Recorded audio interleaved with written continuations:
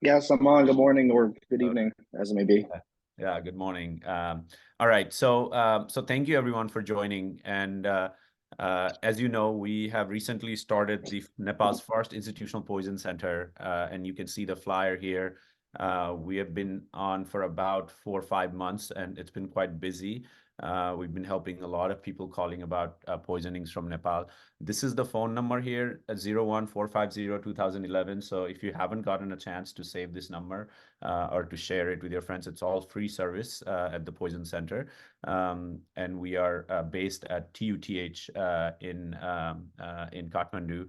And we are partnered with Brown University, which is our institution here in the United States, where Dr. Bloom and I work at, as well as a nonprofit organization in Nepal called AS Foundation. So we thank all the partners for making this possible. And we do monthly webinars, and we try to bring topics that are interesting to you and from experts around the world. And you will hear today about a topic that's really important in toxicology and something that hopefully will help you clinically as well. So without further ado, I'm going to introduce our speaker for today.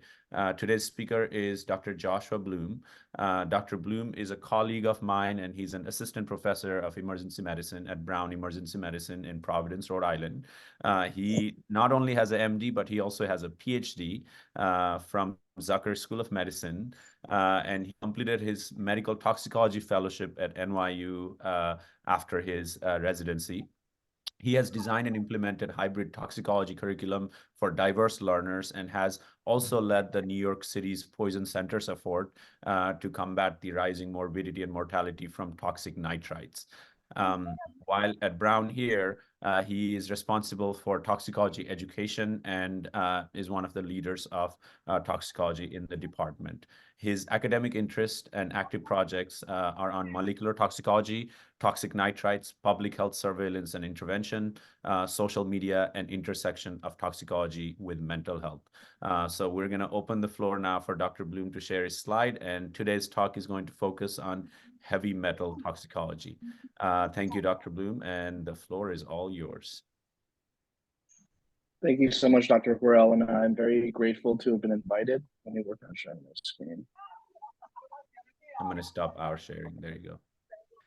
And for just logistically, as Dr. Bloom is sharing his screen, everyone, please mute yourself. Having background noise is not that helpful. And then if you have any questions that arise during his presentation, please type on the chat. And then when you're done, I'm going to sort of direct those questions to Dr. Bloom.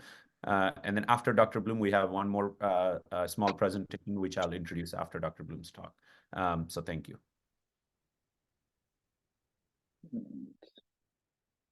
There's some settings issue on my end, Dr. Correll. It might be that I have to sign out and come back in. Give me a moment.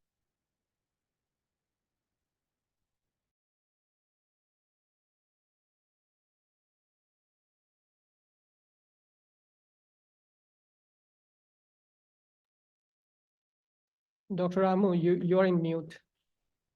Oh, great. Thank you, Dr. Yeager. While Dr. Bloom is joining back on, I'll just introduce our team here briefly. So from the TUTH side, I see Dr. Rakesh Gimire. He's been the sort of partner in making this happen over the last year and a half. He's currently in New York, but he's here on Zoom. We have Dr. Rajesh Sharma, Dr. Ayushma Pandit, and Dr. Rishika Rishika here from our Poison Center Spies group, who are the people who are going to be answering the phone call in Turkey. And then we also have Dr. Yagya Timilson IC here, who is representing AS Foundation, and I see Anjana Thapa, who's our sort of coordinator and helps us through AS Foundation. So thank you everyone for joining, and looks like the presentation is on. So Dr. Bloom, it's you. Thank you. All right, and can you hear me? Yes. Wonderful. All right, so again, I'm very grateful to have been invited. Again, my name is Dr. Bloom, and it's a pleasure to be speaking to all of you. And I thank you all as well for coming to attend at a time which it might be, I believe, a little inconvenient for you. So I very much appreciate that. Just some additional introduction to myself and my current practice. At the moment, I'm primarily an emergency physician, although I did train in medical toxicology, and I just finished my fellowship in medical toxicology in New York City. So my primary practice and training has been in American cities. So that means, a diverse patient population, large volumes of patients, but also a large amount of access to resources. It's something you should keep in mind when I give this presentation, just because my own experience has been in this practice pattern. And I have found, especially when I speak internationally or when I speak to folks who practice internationally, our practice environment might be quite different, and our approaches might be quite different. And I would certainly appreciate any feedback or questions or alternate perspectives you could offer after my talk is done. And I'll have my contact information at the end of the talk as well. And I don't have any relevant financial disclosures. So this talk is about metals, and I usually like to start by looking at the periodic table when I talk about metals. And I'm sure a lot of you have seen this before. And for your information, metals are on the left of the table. And those are the ones that are marked in blue here. Most metals are solid. They have common properties like luster and malleability. They conduct heat and electricity.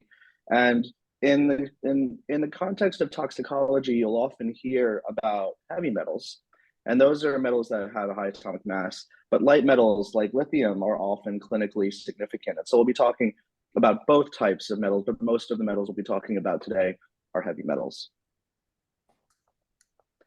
So what I'd like to do with metals, because the toxicities of metals are often diverse and very difficult to remember, I wanted to just put all of what I know about metals together on kind of one slide of general principles for you.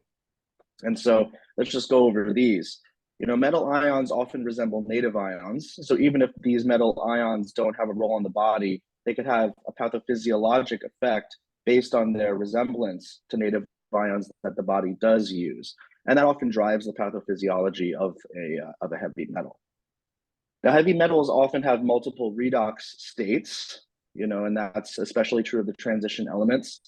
And that means that there will be multiple forms of these metals that might have distinct toxicities. And those distinctions could be in regards to pharmacokinetics, in regards to immediate local versus systemic effects, and in regards to, one redox state might be more toxic than the other. And those details are difficult to get into in the time span of this talk, but just be aware of that. Usually with metals, multiple organ systems are involved. And so that means that patients, especially with severe metal toxicity from a metal, I would expect there to be multiple systems, and you'd look for symptoms and signs for multiple systems. Diagnostics can help in metal toxicity, but my approach to toxicology in general is that symptoms are much more important than diagnostics, including blood concentrations. As well, diagnostic tests can be challenging to interpret. I will also say that there is a difference in metal toxicity diagnostics between, for example, a clinical setting where you have a single patient and you might have sent blood or tissue for concentrations, or perhaps a forensic setting where you might be examining a person after death for evidence of metal toxicity, and then an environmental setting where you might be looking at some environmental source for metal, and that area of testing is also completely different. Diagnostic testing in metals can be its own talk, and so I just wanted to let you know that those are complicated. Many metals are radio opaque, and that's part of the diagnostic approach to metal toxicities. However, you should be aware that not all metals are radio opaque. For example, lithium is not radio opaque. Usually in metal toxicity, we do not expect to be able to use activated charcoal, because many metals do not stick to activated charcoal, and therefore you cannot use activated charcoal to prevent absorption of the metal, usually.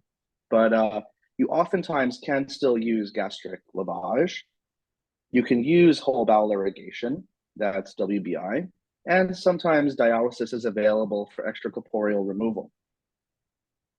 Now, there are antidotes for multiple metal toxicities, and we often refer to these as chelators. So here are some examples of chelators. So chelators are often small molecules that can donate electrons to form complexes with positive metal ions. 15 minute waste करे so webinar को Please mute yourself. यो पोइज Ashish and Ty, please mute yourself. Okay, go ahead. Sorry, Dr. Bloom. Okay. All right. And obviously, if there's any questions, yeah, please put in the chat or raise your hand. I'll do my best to answer in real time.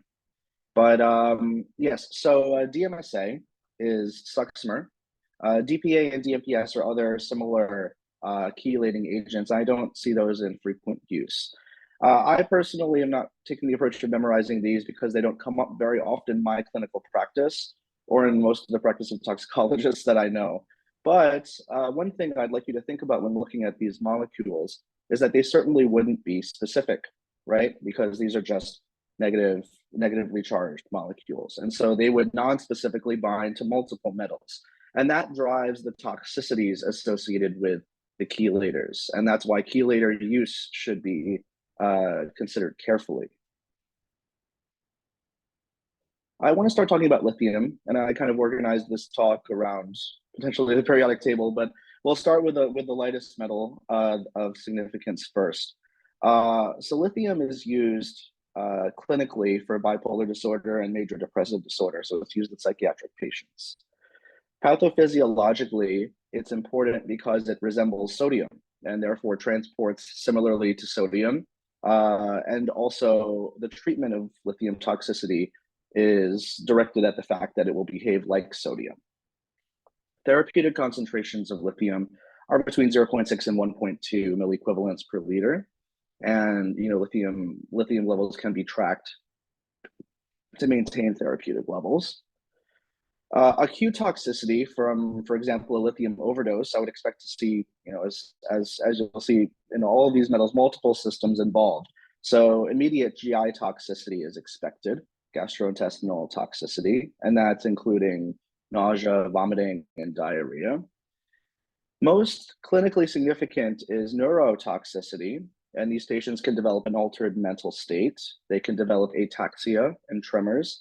And SILENT is an acronym for the Syndrome of Irreversible Lithium Effectuated Neurotoxicity. And this is I would say, not well-defined set of neurologic and neuropsychiatric symptoms that can afflict patients who have had lithium toxicity. And SILENT can be disabling and permanent. And that is one of the biggest concerns in lithium toxicity, that patients might develop this condition and then be stuck with chronic ataxia or cognitive deficits. Now, there are also acute on chronic toxicities, and that's often seen in patients who develop a kidney injury while taking lithium. So as they take their normal dose, their elimination is reduced, and they effectively dose stack. Patients who are chronically on lithium, tremor is often seen, about 27% of these patients. And nephrotoxicity can develop, including nephrogenic diabetes insipidus in patients, and they'll develop polyuria and polydipsia. And chronic kidney disease can develop in patients on lithium. Thyroid disorders are possible on lithium, and so thyroid function should be monitored over time. And cardiotoxicity is possible. There are EKG changes that you can see in patients with a lithium overdose or chronic lithium use, but these changes are hard to be specific. Sometimes QT change is seen, or other specific morphology changes on the EKG. Lithium can be teratogenic in pregnancy. The treatment for lithium toxicity, whether it's acute or acute on chronic, generally involves hydration with normal saline, and that promotes natriuresis and therefore also elimination of lithium. You can perform gastrointestinal decontamination with gastric lavage or whole bowel irrigation, depending on where you suspect an acute overdose bolus is sitting. And then hemodialysis is an option because lithium is very dialysable. Now, the picture on the left of the slide is the logo for XTRIP, and that's an international work group that develops consensus recommendations for extracorporeal treatment in poisoning.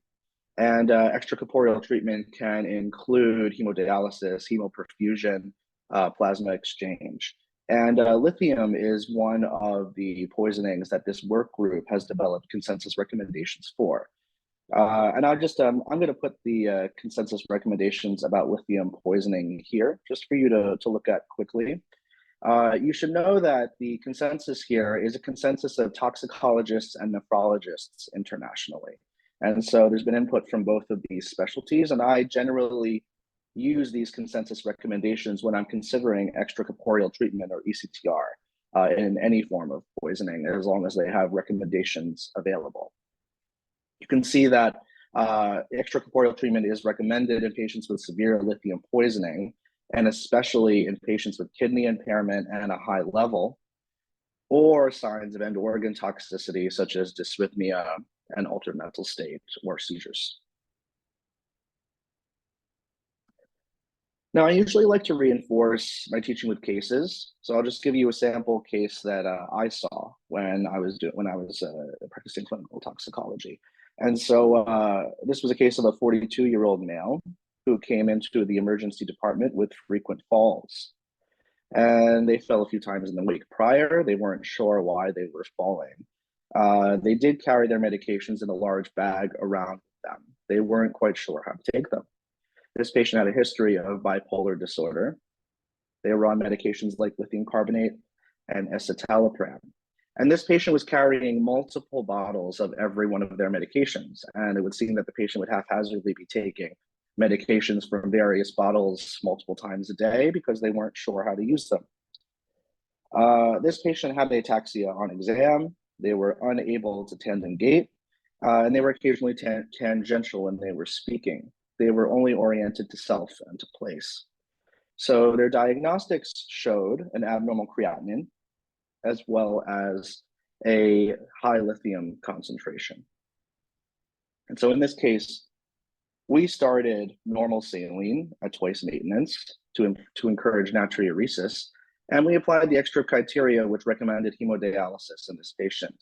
I will say that hemodialysis was done, however, it was initiated late in this case. And despite therapies, this patient had residual ataxia, even after their lithium toxicity otherwise had resolved. So their mental state cleared, but they had persistent ataxia. So I would say this person had developed silent, potentially subacute or chronic lithium toxicity sequela. This was another case of an 18-year-old female who likely had an intentional overdose. And this patient was found with evidence of emesis and pill bottles around her, had a history of bipolar disorder. And her home meds included extended release lithium carbonate.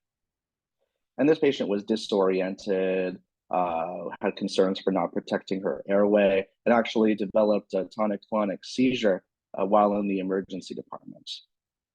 Diagnostic-wise, she also had an abnormal creatinine, and she had a very high lithium blood concentration.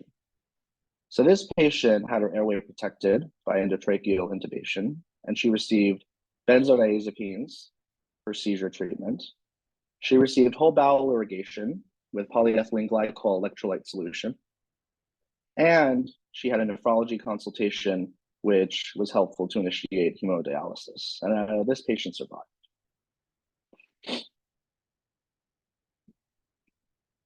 So let's move on to a different metal. And this is another metal that's used in pharmaceuticals. So iron is used for iron deficiency, as well as in prenatal vitamins. The physiology of iron is that it's involved in multiple oxidation and reduction reactions. It's also incorporated into hemoglobin, and it's relevant to multiple disease states. So the toxic dose of iron is generally considered to be greater than 20 milligrams per kilogram of elemental iron. And above greater than 60 milligrams per kilogram, I would expect very severe toxicity or even death. These amounts are important because iron exposure, at least in my practice area, is fairly common among the pediatric population. It's usually like prenatal vitamins where a newly pregnant mother has a young child in the house. And so the amount of ingestion is very important in considering the risk stratification in these patients. I have a chart here on the right side of the slide, and this is taken from Goldfrank's Toxicologic Emergencies, This just gives the percentage of elemental iron in various formulations because you can't use the milligrams of the tablet itself, since only a certain percentage of that is elemental iron, and that's the important part of the tablet for toxicity. Now, we should know that we don't directly excrete iron, and that's why, for example, patients who are transfusion dependent or have a long history of transfusions, such as patients with sickle cell anemia, develop iron overload and require iron removal by actually chelating agents. The phases of acute toxicity of iron, this is actually one of those toxicologic conditions where the toxidrome has multiple distinct phases and they're pretty easy to map. So initially, when a person takes an iron overdose, you expect GI symptoms. And this is important because there's essentially no such thing as an acute iron overdose with significant toxicity and no GI symptoms. These patients must have nausea, vomiting, or diarrhea because iron is extremely irritating to GI mucosa. And so this is one of the ways that we risk stratify patients as well. If you're concerned that a patient might have been exposed to iron, but they never developed GI symptoms, then they've essentially ruled themselves out. It is impossible to have iron toxicity except maybe IV iron, but it's impossible to have oral ingestion iron toxicity without GI symptoms. So between 6 to 24 hours, you often see what we call a latent phase. And multiple toxicologic conditions have a latent phase like acetaminophen or amanita mushroom toxicity, but these latent phases are not subtle. These patients may not be actively vomiting anymore, but they'll often look sick and they'll develop laboratory abnormalities like acidosis. And so they won't be completely well appearing. Patients with a consequential amount of iron on board will eventually go into shock after the latent period, and that's a mixed shock, and then liver failure. And that liver failure is treated like any other form of liver failure with the usual supportive measures that you would use. If the patient survives, the fifth stage of iron toxicity is that you'd expect them to develop a post-recovery gastric outlet obstruction, and that might require supportive measures or interventions later on. There are multiple diagnostics that we use in iron toxicity, and that includes abdominal x-rays because iron tablets are often radio opaque. We collect iron concentrations, and usually those peak at around 4 to 5 hours post-ingestion.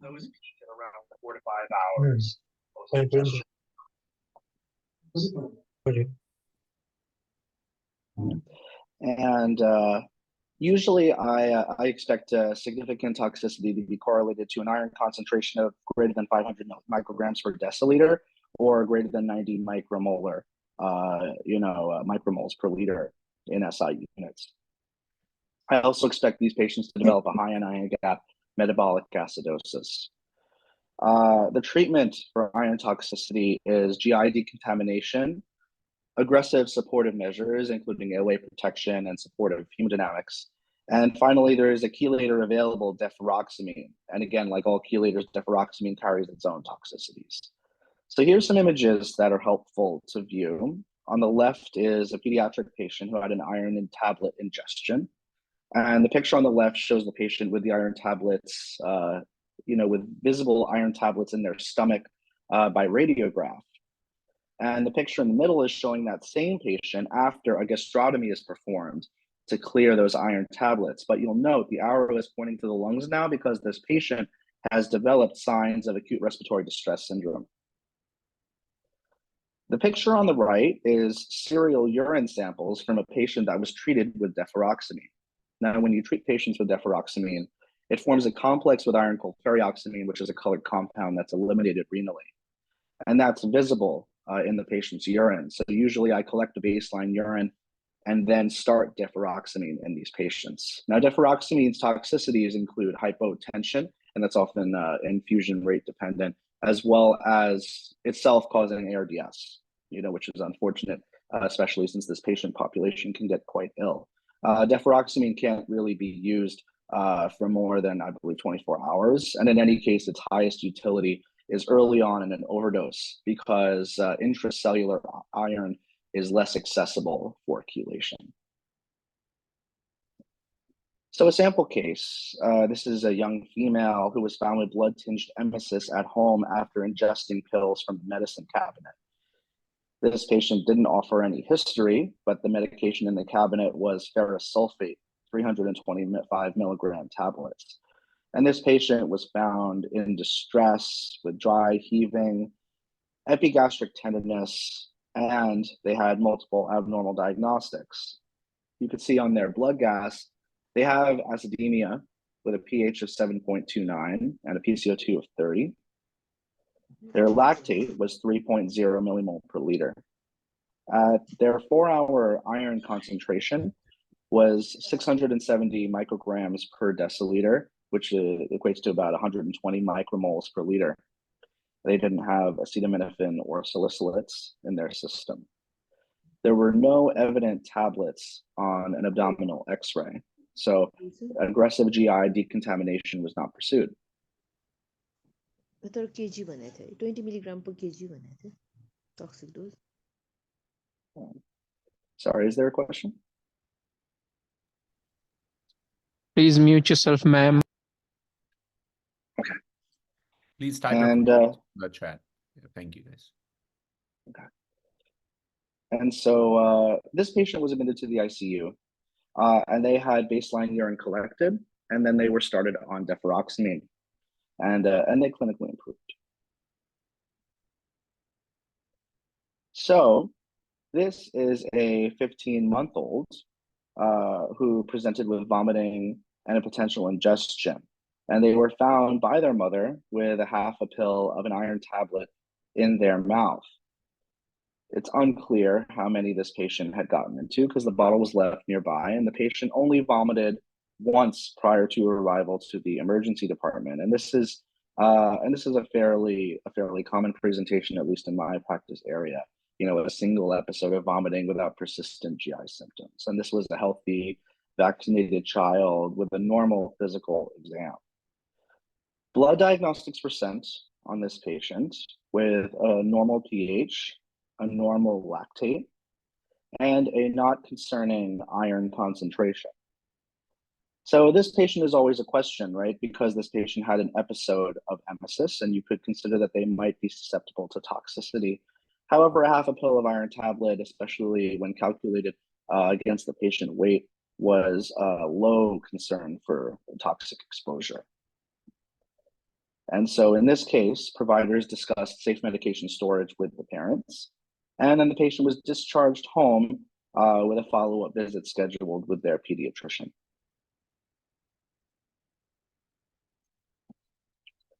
So let's move on to lead. Lead, unlike the other two metals that we've talked about so far, has absolutely no physiologic role.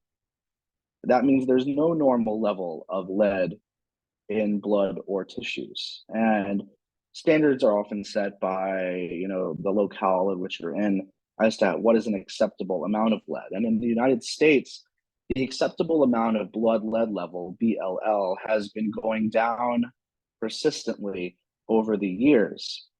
Initially, the acceptable blood lead level was around 25 or more. And then, you know, further research kept coming out that lower and lower concentrations of blood lead were associated with, you know, potentially permanent neurological and neurocognitive deficits.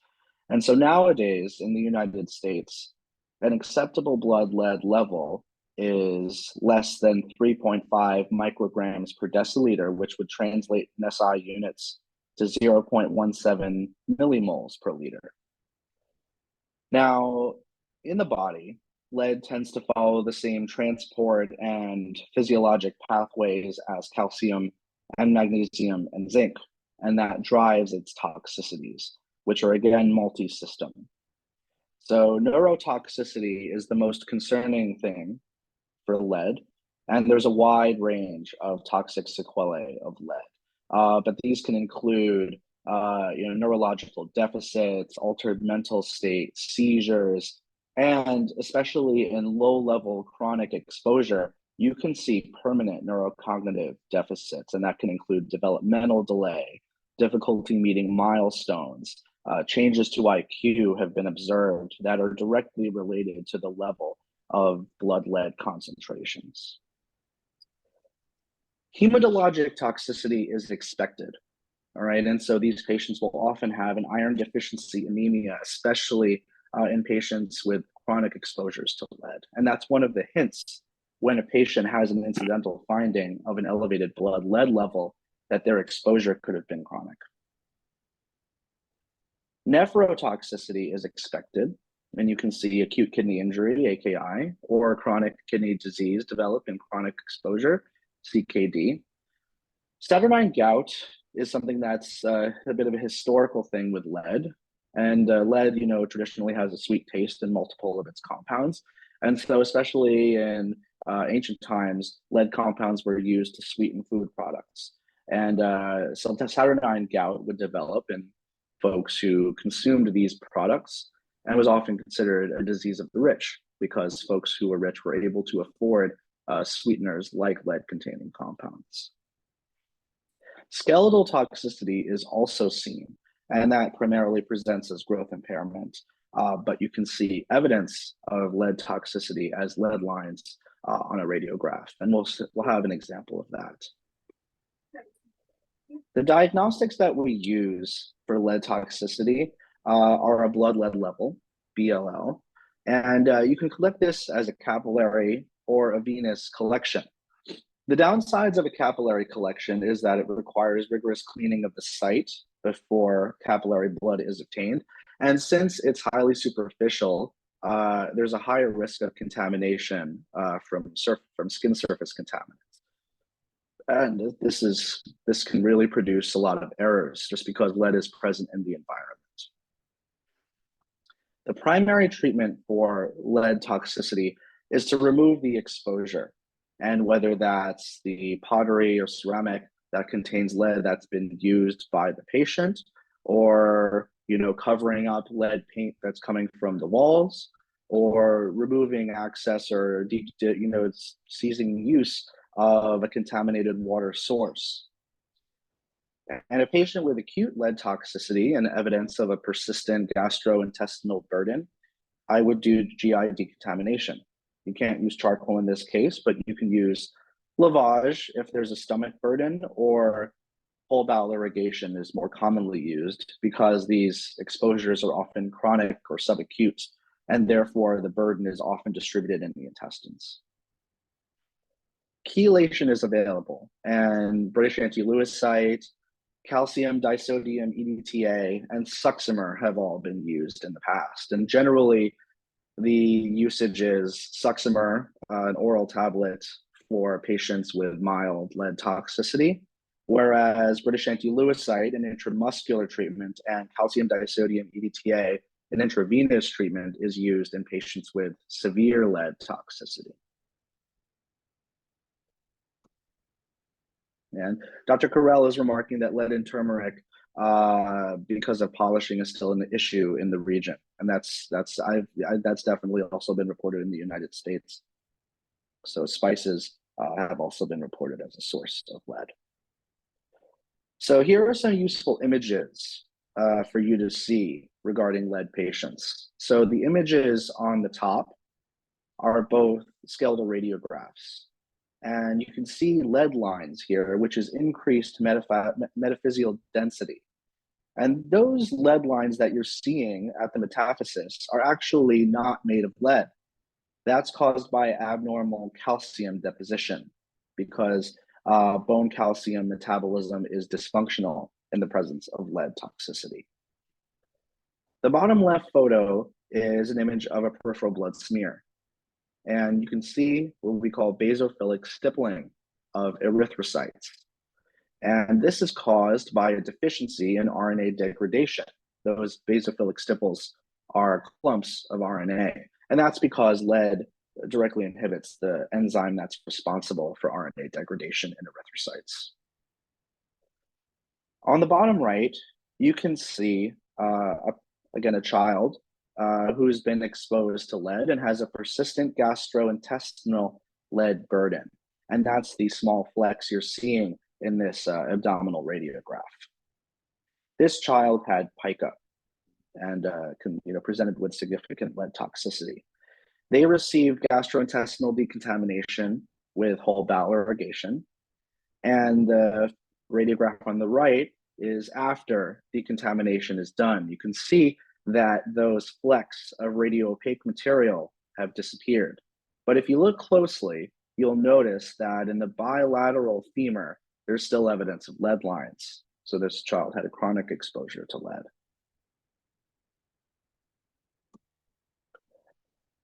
So we'll talk about a case.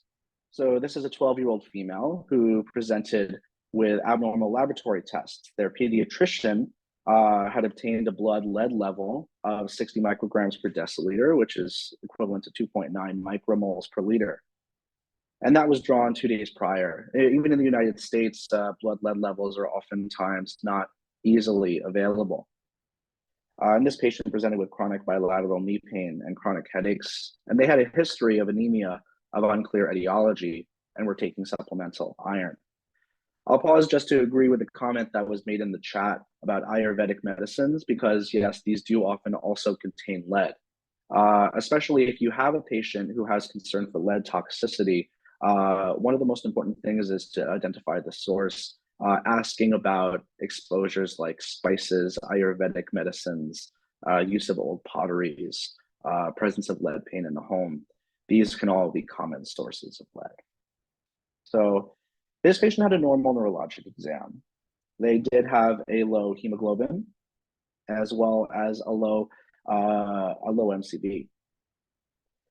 So they did not have basophilic stippling on their blood smear, nor did they have foreign bodies on their X-ray of the abdomen or lead lines on the radiographs of the knees. So this patient had pica, and they had an exposure to lead in the house that was removed.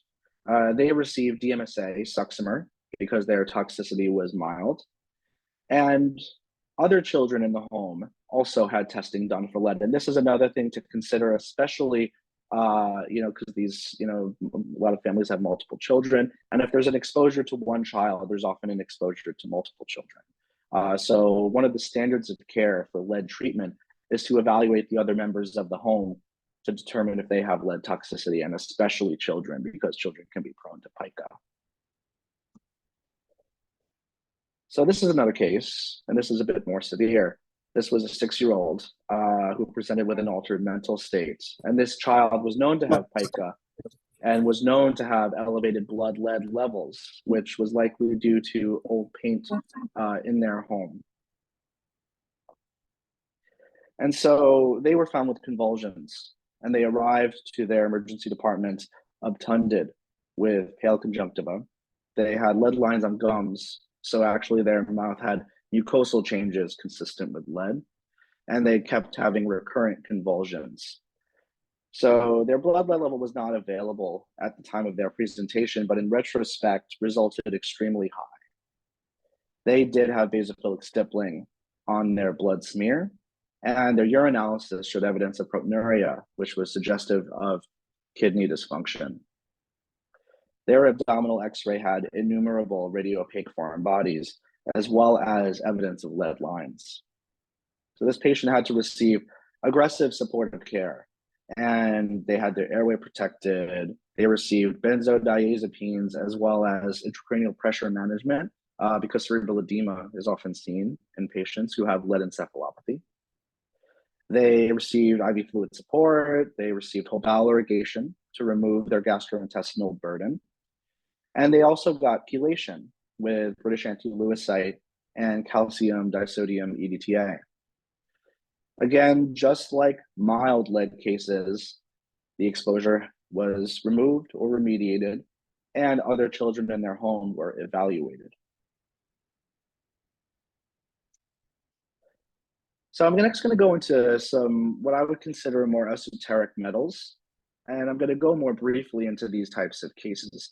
And that's because I haven't seen a case of, 2 out of 3 of these because they're fairly rare. But their toxidrome is interesting and they're historically significant. So arsenic exposures traditionally come from contaminated well water.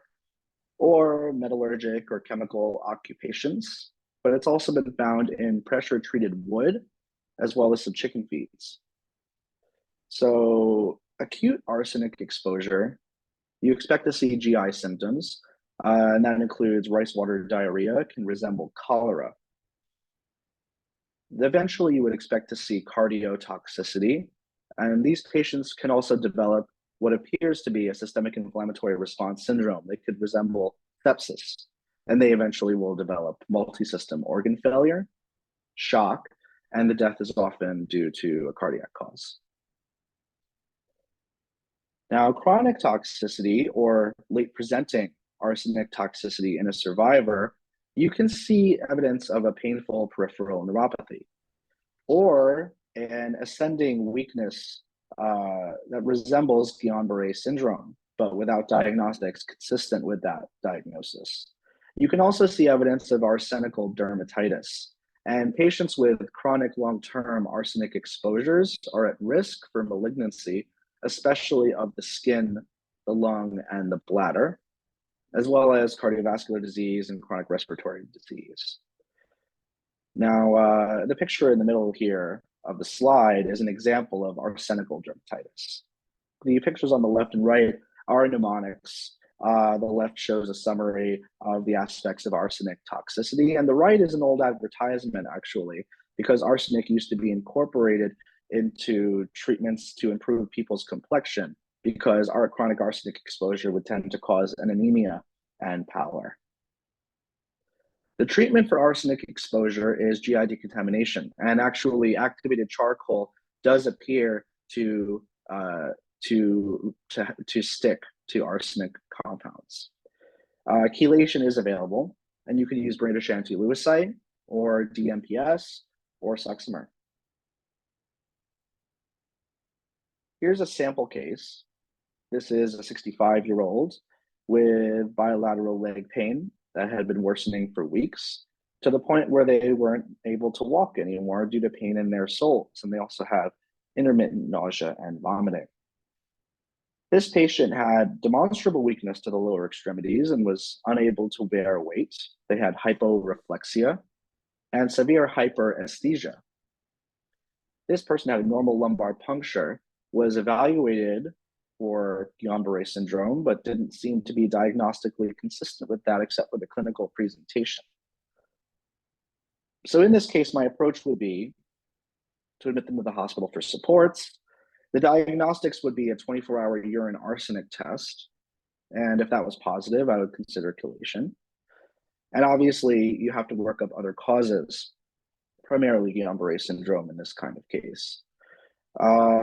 This patient, you know, in this simulated case, had a malicious exposure, and you know, arsenic is traditionally been used in the past by famous poisoners and maliciously, and so law enforcement would be activated if there was a concern for a malicious exposure to arsenic. So let's talk about mercury next. And mercury is interesting because it's available and prevalent in multiple forms, and that includes elemental mercury, which is, you know, your classic liquid quicksilver, as well as inorganic mercury and organic mercury. Now, each of these, the exposure, you would come to it differently, and there's different types of concerning exposure depending on the form of mercury. For example, elemental mercury,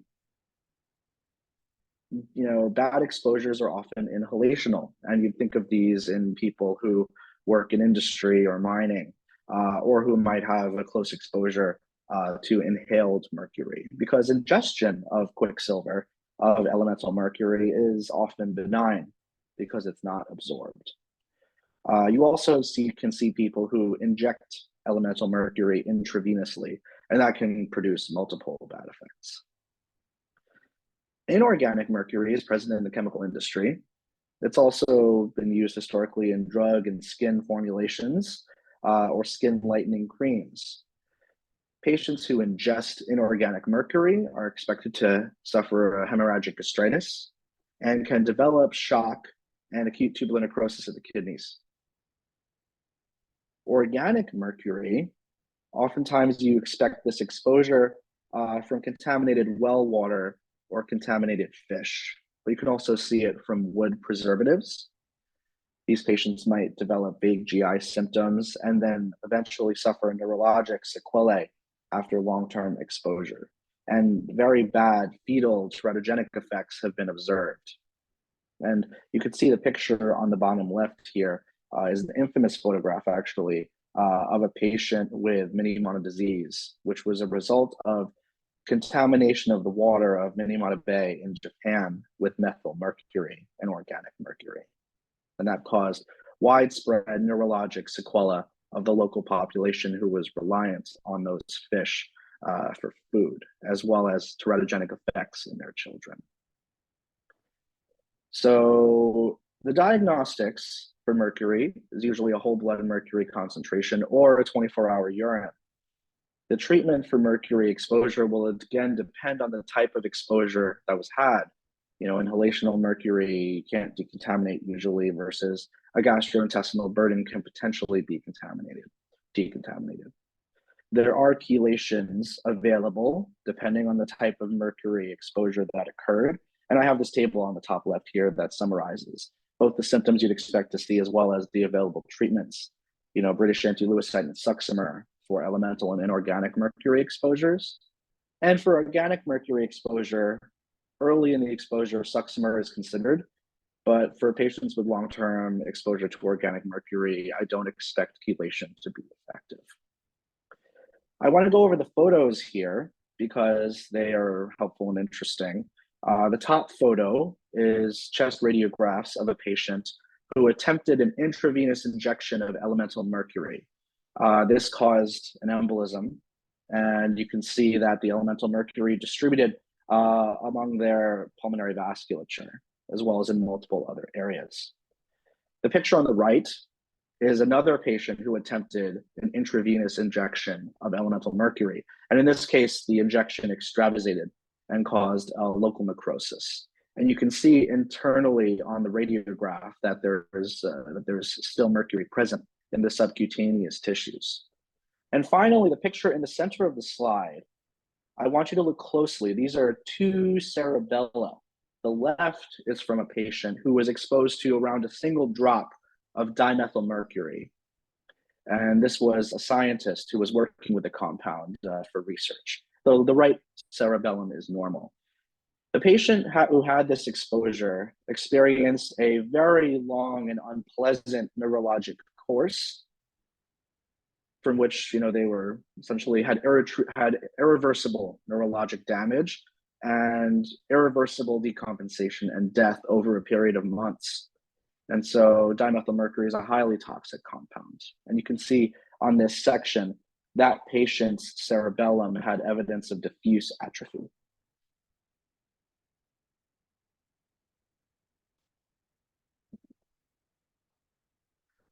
So here's a patient that we saw in our clinic after mercury exposure. And they were actually sent in for urinary symptoms, but they were also being followed by a nephrologist for an unclear etiology chronic kidney disease. And abnormal heavy metal testing had shown an elevated urine mercury. And this patient had evidence of extremity and facial edema consistent with nephrotic syndrome. So this patient had 24-hour urine testing done, which confirmed the exposure, and they received chelation. In this case, the patient's exposure was due to skin lightening creams, which often contain mercurials. So finally, I want to talk briefly about thallium. And thallium exposure is vanishingly rare worldwide, as far as I know. You know, prior use of thallium included rodenticides, as well as depilatory preparations. So, you know, preparation creams to remove hair. And so thallium resembles potassium. And that's that contributes to its pathophysiology. It has multi-system effects and can cause multi-system organ failure, as well as dysfunctions of potassium physiology, which you can imagine could be quite disastrous. So patients with an acute exposure to thallium are expected to have abdominal pain and constipation over a period of days. And then if exposure continues, you might expect painful ascending paresthesias, neurodeficits, and coma to develop over weeks. And these patients can also develop a classic alopecia, which is pictured on the left here. Now, these patients can often die within weeks, and the death is of multi-system organ failure or a sudden cardiac death.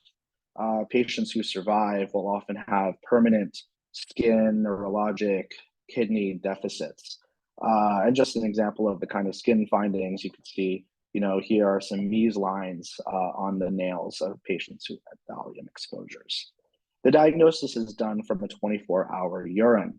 Again, this is a very rare exposure, what I would expect to see perhaps in a person using an old rodenticide or in a malicious exposure, a poisoning. And famous poisoners have also made use of thallium in the past to poison their victims. Again, charcoal can work for thallium exposure, and Prussian blue is the antidote. This is another type of GI decontamination measure. And some studies have looked at using charcoal and Prussian blue together or in concert. Hemodialysis and hemoperfusion are possible treatments in patients with this, but oftentimes these patients will expire despite supportive care. One thing to note is that potassium administration can be painful for these patients because it can drive acute toxicity and severely worsen painful paresthesias. So that's another complicating issue in these patients. So this is a sample case of a person with, chronic indolent abdominal symptoms, worsening body aches, hair loss, the classic toxidrome, as well as multiple exposures in the same place of work. And this is the kind of situation that's been observed in persons who attempted to poison their coworkers with thallium. Multiple vague GI symptoms, multiple presentations to emergency care, and the diagnosis often missed, even though all of the patients developed classic hair loss. Diagnostics are frequently not available for thallium, but you can do 24-hour urine testing again. And even if you give activated charcoal and Prussian blue, these patients often will die despite treatment. So that's everything I have. And I think we're in a decent amount of time. I hope I don't go too far into the next section, but I'm happy to take any questions. And again, I want to thank you for inviting me to speak to you today. Thank you, Dr. Bloom. This was a fantastic lecture, really comprehensive, really useful. Does anyone? We are kind of running short on time. We have maybe time for one or two questions. Does anyone have any questions for Dr. Bloom right now?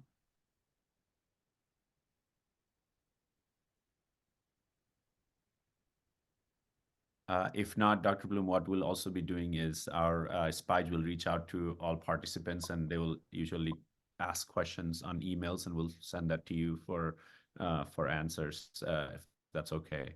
That's perfectly fine. One thing about Nepal is, there have been reports of sort of all this heavy metals finding in plants, and it's a high agricultural community, in farmers and things like that. So I think there's a big public health push that needs to happen, especially when it comes to things like lead. Lead is probably, we still don't know. It's probably really high amongst children. And as you were talking, I was thinking, man, I might have lead in my bones, deposit from my childhood. And that's a very common thing. So I think there's a lot of public health sort of interventions that still need to happen in the country. So, if I know you're interested in public health, so if you're ever interested in doing some work around lead or other heavy metals, please, you're always welcome to join us. But without further ado, I will go ahead. There is one question. So here, Dr. Bikas says, what analytical technique is used to do quantitative determination of heavy metal poison? Okay. And another question, I'll tell you two questions. Another question here is there any clinical difference in nail finding in lead toxicity and thallium toxicity? They look similar to me.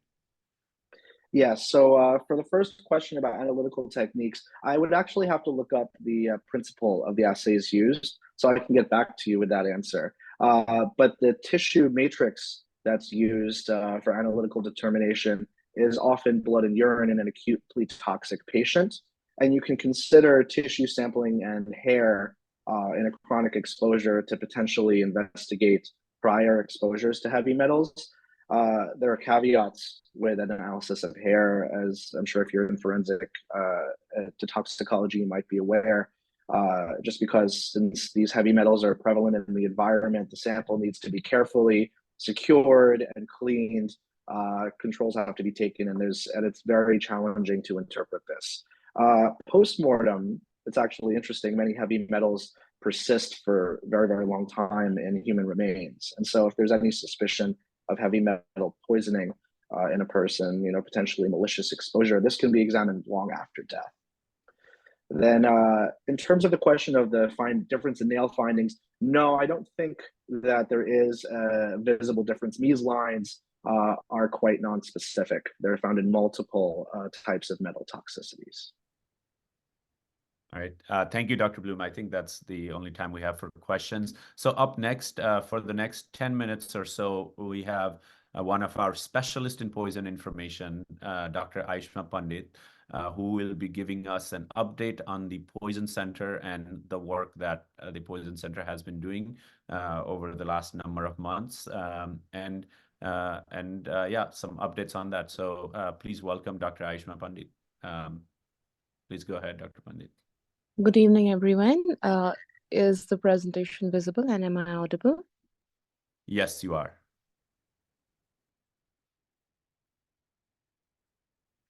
Okay. Is the presentation? Yes, we can see it and we can hear you.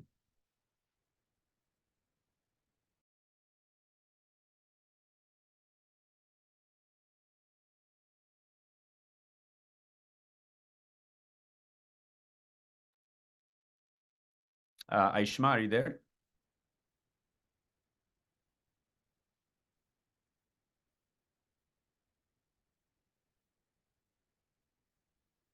Lost her.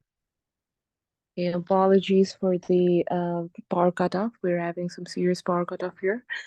Okay, starting the presentation. Good evening, everyone. I am Dr. Ayushma Pandit, and I'm one of the spies currently working at Poison Information Center here in Nepal. Today, okay, am I not audible? No, you're audible now. No. Please go ahead.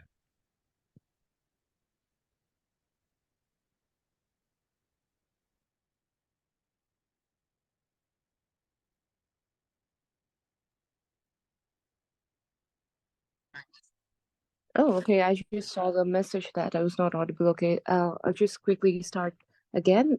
Sorry, everyone. Good evening. I'm Dr. Ayushma Pandit, and I am one of the spies working here at Poison Information Center in Nepal. Today, I'll be presenting the updates on the cases we have received till date. Before moving on to the statistical data presentation, I'd like to discuss in brief regarding how our PIC works.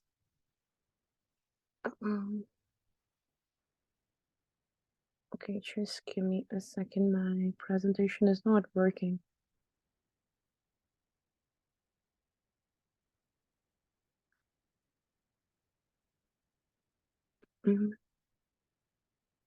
Okay, I am having some power cutoffs here, so okay. Rajesh, are you able to share her presentation? Just give me a minute. Ayushma, Rajesh is going to share her presentation, okay? And you can talk, and he'll scroll through. Okay, that'd be great.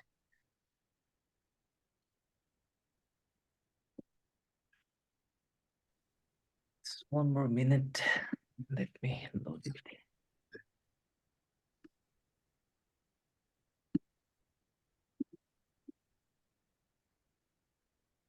If you guys have not saved the phone number of the Poison Center, it's 01450-2011. Ekdam sajilo cha hai. and it's 24/7. They're available. And we have international experts like Dr. Bloom who are helping us answer some questions we're not able to. So please save that number.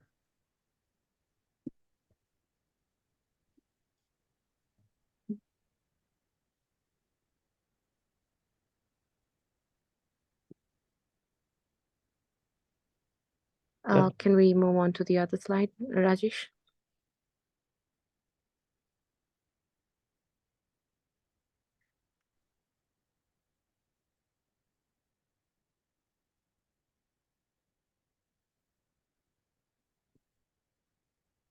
Okay,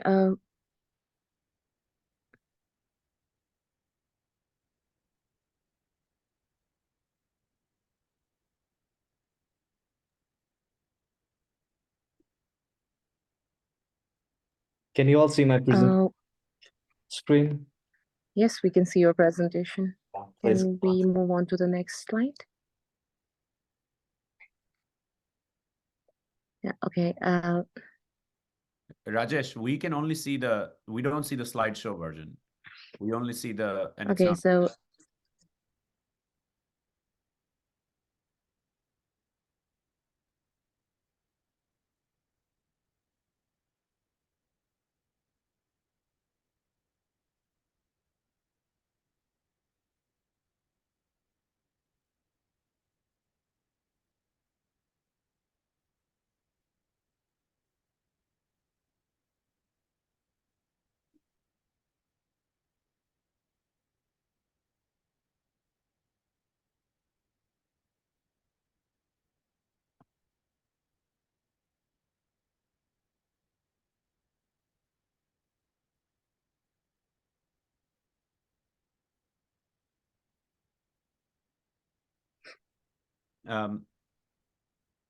Ayushma, if you're not able to share your presentation, maybe you can just sort of summarize without the slides. yeah, okay, I think like that would be great. So We're I'll running short just of talk time. in brief about the framework on how PIC functions. Usually spies receive the call, and they are the initial ones who take up the call and provide expert consultation using resources like Talkspace and PIC protocols. We also have national and international faculties who provide their expert opinion when required, and the recommendation is then provided to the healthcare provider. Also, I would like to mention that the final decision about the patient care is provided by the healthcare provider and not PIC. So, like PIC is for the recommendation and providing expert opinion on the cases of poisoning and overdose. So we also follow up the patient accordingly. There actually was a slide that showed the geographical distribution of calls from Nepal, and I think we are happy to say that we have been receiving calls from all parts of the Nepal. Also, till date, we have received 80 cases, and the bulk of which is formed by insecticides and pesticides, which constitute 38 cases, followed by analgesic antipyretic overdose, which constituted 9 cases, and other cases such as chemical exposure, household products have also made up the chunk of the calls that we are getting. So why get into the boring aspect of data? Because as junior doctors, we Ayushma, we by can the way, the slide encounter is visible. such cases during our day-to-day practice. Oh yeah, okay, thank you so much. And during day-to-day practice, we can encounter such cases. So these data definitely help us getting prepared to see such cases. Can you please move on to the next slide, please?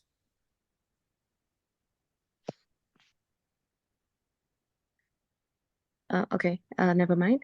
Out of 80 cases, 47 were female and 33 were the male cases that we had received. And this is the slide that represents the burden of cases I just talked about, 47.5% of which is constituted by pesticides and insecticides, among which we had received 12 cases of organophosphate poisoning, and we also have seen a lot of cases of synthetic pyrethroids, such as cypermethrin and deltamethrin cases as well. We have received around 8 cases of zinc phosphide poisoning and 3 cases of aluminum phosphide poisoning. And very strangely, we have received 1 case of superwarfarin as well, which has been used as rodenticide. We have also seen a significant number of herbicide cases constituting glyphosate and paraquat as well. Okay, let's go on to the next slide, please. This is just a graphical representation of the data I just mentioned. Also, yeah, let's go to, okay, thank you so much, Rajesh. This is the number of cases that we have received. The most of the cases are from TUTH emergency department, and a few and many of the cases are from private hospitals all across Nepal. We have also received a significant number of cases from district hospitals and tertiary hospitals, but we have received a very few calls from health posts and community itself. The cases that we have received from are usually from adult emergency department, constituting around 66 among the 80 cases that we have received till date. We also have received around 6 cases from pediatric emergency department and adult ICU, and also 1 case from pediatric ICU. Let's move on to the next slide, please.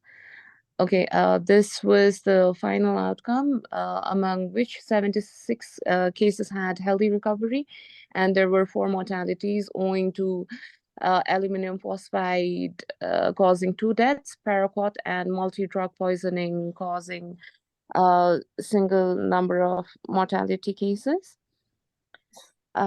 So I would like to conclude my presentation here stating that Poison Information Center is still an emerging concept here in Nepal, and it definitely is a significant milestone in the advancement of medical toxicology in Nepal. Let us all be part of this journey and help us help you. Do call us for any poisoning or overdose cases in the number 01450-2011. We're available 24/7. Thank you so much. Thank you, Dr. Ayushma. That was great. Sorry about the technical difficulties there. Great work. Thanks to both our speakers today, Dr. Joshua Bloom and Dr. Ayushma Pandit. Now, do you guys have any questions? So I can see some questions here. So if one, can I ask everyone to show their camera so we can take a photo? And then 2, let's answer some of these questions. So one is IOM PIC planning to extend its service to peripheral hospital? Maybe Dr. Rakesh, you can answer this, but this is a service that's on the phone, and right now we're piloting it. This is a pilot study to see if this work is feasible in the country. And if this works out at TUTH, the plan is to have multiple centers in the future in different places. But right now, any hospitals or any people from all across Nepal can call this number, right? So it's not really limited to Kathmandu or TUTH or Bagmati region. So it's right now also available. Next, Dr. Rakesh, is there anything more you want to add to that? Yeah, that's it. Thank you, Dr. Ram. That's it. Okay. The next question we have here, so we'll just take like 3-4 questions and then we'll go for photos. Can you please let us know how information help in clinical cases? So Dr. Bikash asked this question.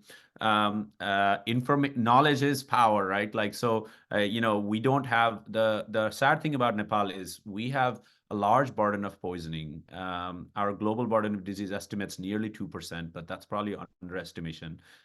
We have 0 medical toxicologists in the country. Now, that doesn't mean there are doctors who know toxicology in the country. They have done it for a long time, but we don't have a standardized protocol. We don't have a formal sort of training for it, formal capacity building. And so that's what we're trying to do with this poison center is, one, we're trying to provide information to clinicians, like the presentation that Dr. Bloom presented today, as well as build capacity of people like yourselves by offering educational seminars like this. So there's a sort of multi-pronged approach to that.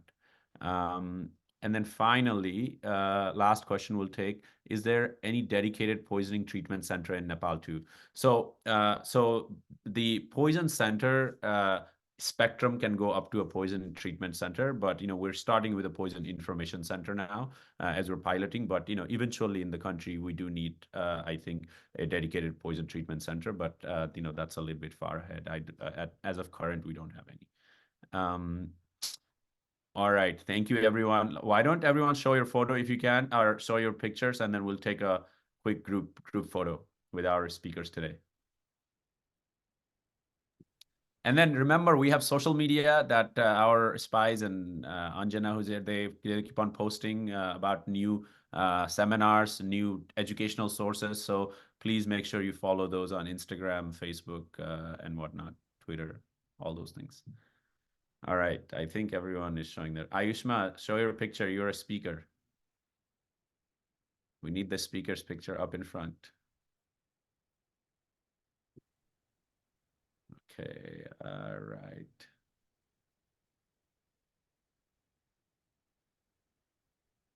Oh, and we also have a feedback form that we'll email you. Please give us feedback because it helps us make this better for you in the future. All right, everyone say cheese in 3. 1, 2, 3. Cheese. Okay, got it. Okay, I got one more. Feedback form over here on the chat. Oh, okay, great. Thank you. One more for the second screen. Cheese. All right.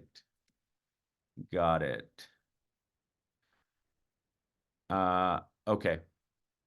Perfect. Thank you, guys. Anjana just put a feedback form here. If you don't mind, it takes only like 1 minute to fill that out, and it helps us make this better for you next time. And I think that concludes our session today. So thank you so much.